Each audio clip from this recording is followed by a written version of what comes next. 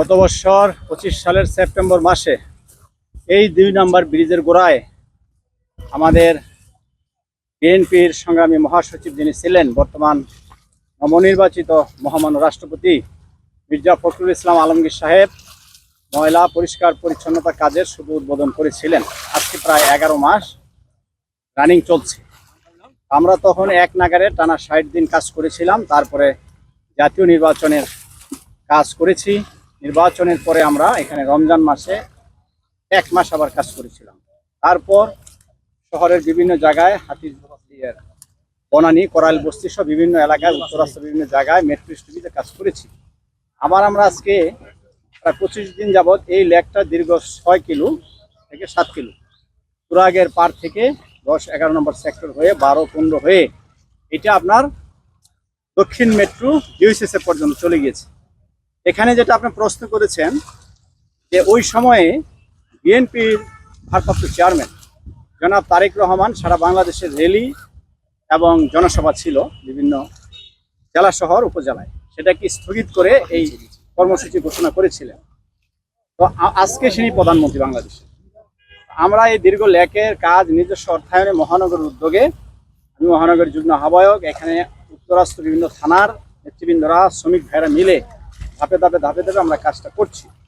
আশা রাখি আর 20 দিনের মধ্যে, ধরেছিলাম 1 মাস, তো 1 মাসের মধ্যে তো 25 দিন হচ্ছেই, আরও 15-20 দিনের মধ্যে এই 6 থেকে 7 কিলো লেককে আমরা ক্লিন করে দুই ধারে আমরা ওয়াকওয়ে এবং হাঁটার জায়গাকে পরিচ্ছন্ন পরিষ্কার করে আমরা এখানে বনায়ন করবো ইনশাআল্লাহ।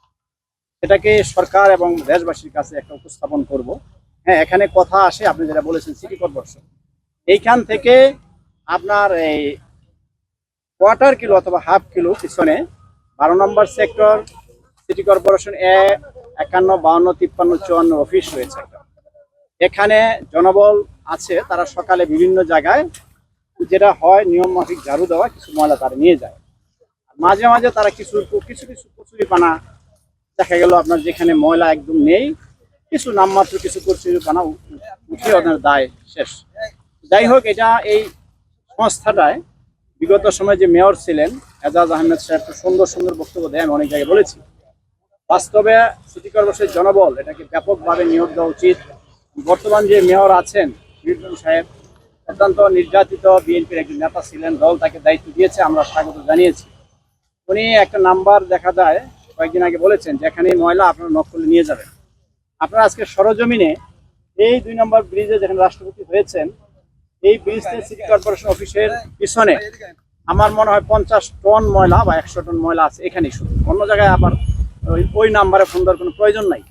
তো সিটি কর্পোরেশনে যারা অঞ্চলে দায়িত্ব আছে, ক্লিনের যে ঢাকার উত্তরের যে সেনাবাহিনীর একজন দায়িত্ব আছে, তো সেনাবাহিনী তো আমাদের দেশের গর্ব। এখন উনি যদি রোড প্ল্যান ওয়াইজ প্রত্যেকটা এলাকায় সাধারণ মানুষকে নাম্বারে ফোন দিয়ে কেন বলতে হবে? সিটি কর্পোরেশনের কর্মকর্তার দায়িত্ব কি? এখানে কারা বসে আছে? তারা কি রাষ্ট্রের দায়িত্বরা সঠিকভাবে পালন করছেন, না তারা ফ্যাসিস্টের সময়ের লোক এখানে আছেন, না সরকারকে তারা বেকায়দায় ফেলার জন্য বসে আছে?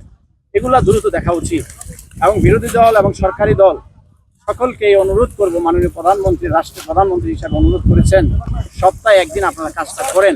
এখন ধরেন এমপি মহোদয়রা, এখানে ধরেন আপনার মেয়ররা আছেন, যদি তারা এসে একটা আশ্রা দিয়ে ময়লা টান দিয়ে 200 লোক ধরেন ময়লা পলিথিনে ভরে তারা চলে গেল, তাহলে এই নগর যেটাকে মানবিক ঢাকা শহর সারা বাংলাদেশ গড়ার পথ মাননীয় প্রধানমন্ত্রী বলেছেন, উনি আক্ষেপ করে 2-3 দিন আগে বলেছেন এক জায়গায় মহাখালীতে আসেন, কোদাল হাতে নিয়ে নামেন। এটা শুধু বিরোধী দলকে সে বলে নাই, তার ভিতরের কথাটা বেরিয়ে এসেছে। সকল শ্রেণী পেশার মানুষ, সব দলের মানুষ আসেন, আমরা সপ্তাহে একদিন বা একটা সময় আমরা আমাদের চারপাশ লেক, ডোবানালা, বিভিন্ন স্থাপনা আমরা পরিষ্কার করি, আমরা বনায়ন করি, আমরা ন্যায়ের পথে থাকি, একসাথে সুন্দর বাংলাদেশ বিনির্মাণ করি। আমি আপনার মাধ্যমে সিটি কর্পোরেশনে যারা এই অঞ্চলে দায়িত্ব রয়েছেন, আমি অনুরোধ করব মেয়র সাহেবকে, আপনি এগুলো তদন্ত করেন। আপনি রূপায়ণের কোনায় গিয়ে দেখেন, ওখানে আমরা একদিন ভেকু দিয়া পরিষ্কার করেছিলাম, 2 দিন লেবার শ্রমিক ভাইয়েরা আমরা কাজ করেছি। যখন আমরা করতে পারি না, পচা ময়লা, আমরা একটা বড় ভেকু একদিনের জন্য আমরা সাভার থেকে ভাড়া নিয়ে এসে প্রায় 70,000 টাকা লেগেছে। ওই ময়লা উঠানোর পর সিটি কর্পোরেশন নিয়ে গেছে, সেই ময়লাটা নিয়ে তো তাদের কাছে আমার আবেদন করতে হয়েছে। এই হলো সামাজিক বাস্তব চিত্র। আপনি এখানে সমস্ত পচা ময়লা, এই সিটি কর্পোরেশনের এই দায়িত্ব, আমি মনে করি এগুলো ধরে তদন্ত করে এদের বিরুদ্ধে দু একজনের বিরুদ্ধে সাংগঠনিক ব্যবস্থা নেওয়া উচিত। এবং সিটি কর্পোরেশন যারা দায়িত্ব রয়েছেন তারা স্পটে এসে আশেপাশে যে ভাঙ্গারি দোকান, নার্সারি, গাড়ির শোরুম, তাদের ইনস্ট্যান্ট আইন আছে, জরিমানা করা উচিত, অথবা তাদের একটা শাস্তি দেওয়া দেওয়া উচিত। তাহলেই বুঝবেন যে এই সকল ব্যবস্থা যতক্ষণ পর্যন্ত সরকার না নেবেন, কঠোর না হবেন, এবং আমরা সমাজের যারা আছি দায়িত্ববান না হব, মানবিক না হব, তাহলে এই সমাজ সুন্দর আসলে থাকবে না। সর্বশেষ কথা হলো, আমরা এই লেককে 7-8 কিলোমিটার লেক আগামী 20-25 দিনের মধ্যে আমরা আমাদের দায়িত্বটুকু, আমাদের কর্তব্যটুকু মানবিকতার জায়গা থেকে যেভাবে আমরা দীর্ঘ সময় করে যাচ্ছি, আমরা এই কাজটা শেষ করে আমরা সুন্দর করে গাছ বনায়ন সম্পন্ন করে ইনশাল্লাহ আমরা প্রতি সপ্তাহে যে একদিন কাজ শহরের বিভিন্ন জায়গায় আমরা চলমান রাখি।